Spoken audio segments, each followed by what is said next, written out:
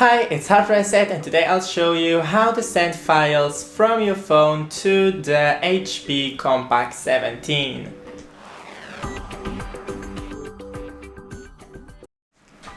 Open the browser and type in PairDrop.net.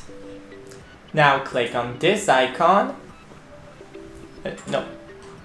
This one, sorry. And scan the QR code with your phone. Open it. Then you can see my phone right here. And click on your laptop on your phone. And then select what you want to do. And I'll click Photos and Videos.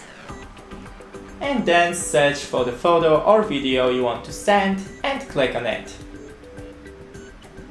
In a couple of seconds, as you can see, here is my photo. I can accept it or decline. And that's it. Don't forget to leave a like and see you in the next one.